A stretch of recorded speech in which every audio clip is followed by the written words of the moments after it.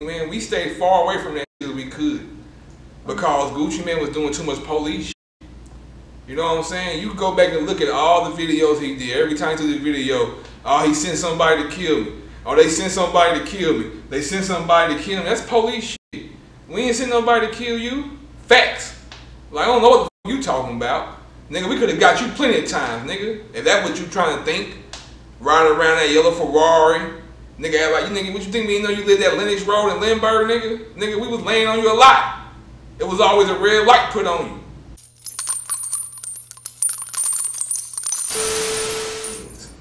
You know what I'm saying? You did that shit to try to boost your career and try to get, you know what I'm saying? You thought you was gonna get something off of it, but all it did was bring you down. I don't care what nobody say. But Clem, I will say this, man, like paying attention to your channel, and I respect that, dog. Like, well, you was pretty vocal about Gucci Mane claiming that, but he wasn't the one who did that. Yeah, everybody, man, if you know, you know. Like Dirk said, I know a nigga claim a body but didn't do it, man. As far as I'm gonna go with that shit, man. You feel what I'm saying? I can't. No, I ain't about to. No, the only reason I'm saying that because somebody came out recently. They was on No Jumper, and they was talking about how they were allegedly the one who did that and was there with him. The dude associated with Gucci Mane. I wasn't there. No, I'm not. I'm just saying. Yeah, I'm just saying. Like I ain't even seen that. Like a nigga said that he did it. Between me and you, I can cut that out. But a dude named Throwback. I mean, you got cut out because you said it's on No Jumper, so shit. Yeah, Young Throwback. I don't even know who that is. That's the dude. He used to say he was Gucci Mane's brother. Oh man, I don't even know if he was. If he was around when I was around, we probably got on his ass too. He used to be with Walker and all of them. Yeah, but I don't think he around Gucci no more. No, I ain't talking about right now. I'm talking about back then. If he know, he know. We probably got on their ass too. Like, it wasn't too many motherfuckers open their mouth on us and we ain't get on their ass. Yeah. You know what I'm saying? So, I don't know about no Throwback. I don't know. All I know is Walker and Gucci. I don't respect niggas like that. Like, why you say that? Just because, like, you out here, you on social media and you repping that you killed somebody. You know what I'm saying? Like, this your claim. Okay, you saying you killed him, but you can't. Where's the proof at? Like, I don't even know who you is. I don't even know you.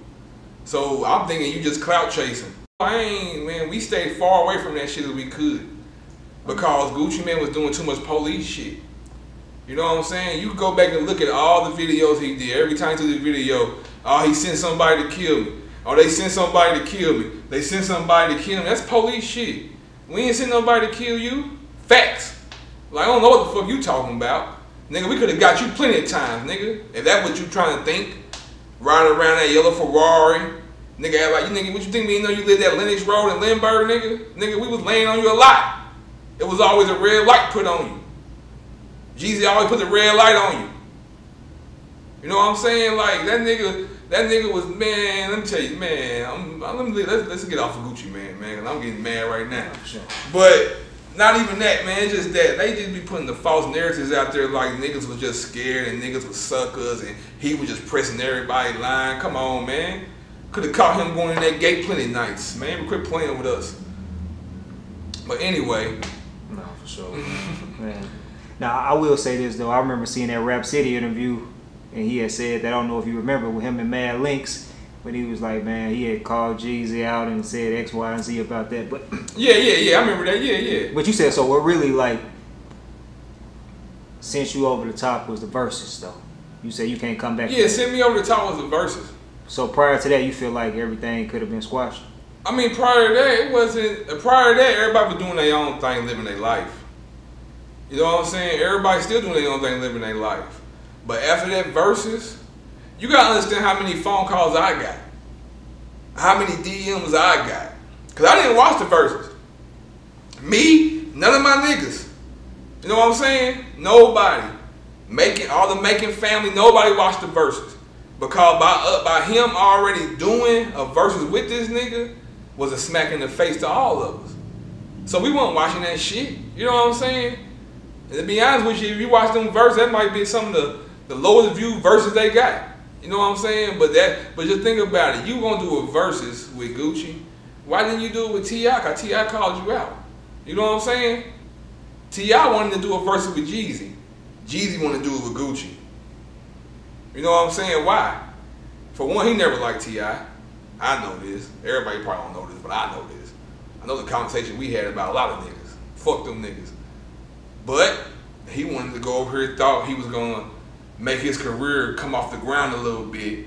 Oh, I'm squashing the beef with Gucci. We doing this. We gonna do so icy at the end together. For one, nigga, when he did that Truth song, nigga, you should have threw that mic at him in the chair. You know what I'm saying? This man literally on stage disrespecting all of us. When he mentioned Pookie Loc, he mentioned all of us. You know what I'm saying? It wasn't just a Jeezy thing. Everybody think it was just a Jeezy thing. No. This was a lot of people that was involved in this, a lot of people that was hurt behind that shit when he went up there and did that verse with that man. You know what I'm saying? A lot of shit that niggas stood on, a lot of shit that niggas was doing on behalf of him. And then you come out here and do this. But once again, Jeezy has no one with him from his day one. No one. No one. Nah, y'all might think I'm exaggerating. Pull up a picture of Jeezy and niggas that he's with right now. Nobody is from the beginning. Nobody. And if it is, ain't nobody from the beginning. Nobody. What about he used to always shout out Carbon 15? Carbon, that's my boy. Carbon 15, my guy. If you look on my YouTube, it says executive producer, Carbon 15. I saw that. Yeah. Rare Individuals. Shout out my boy too. He got a clothing line called Rare Individuals that's doing good. So you know that's my boy. Carbon, my brother. Me and Carbon talk every day. But I know he used to shout him out a lot. Yeah, he used to shout everybody out. Everybody used to shout out. He stabbed in the back too. You know, you name one nigga he shouted out that still. How you shout out niggas on your album but they ain't with you? You know what I'm saying? Like you shout out niggas for years. Niggas held you down for years.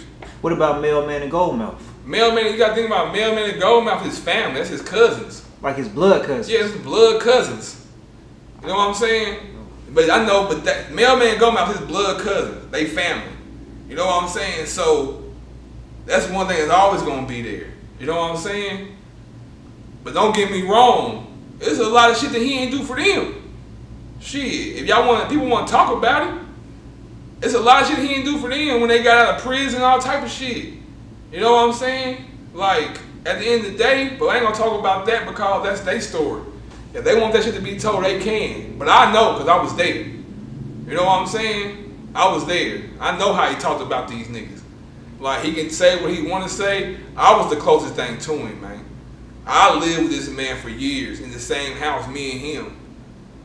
After we moved out from Thug Mansion with all the guys, me and him got condos at Park Regency. Me and him got condos at Buckhead Loop.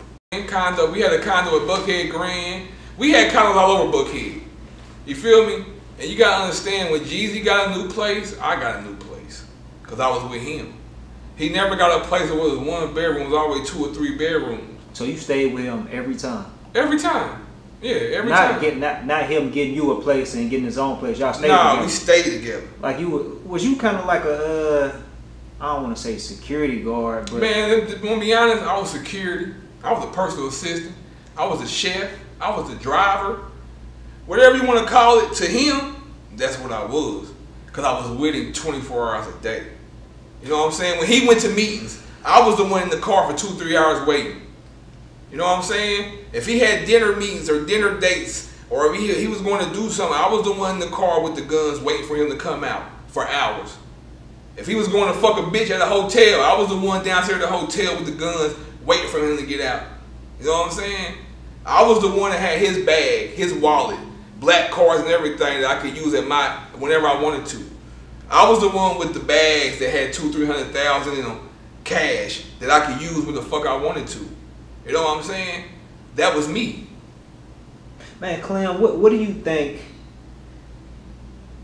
was the driving force behind him developing such a trust in you? Like was it one particular situation where you kind of showed your loyalty, or was it just a combination of different things that brought y'all close?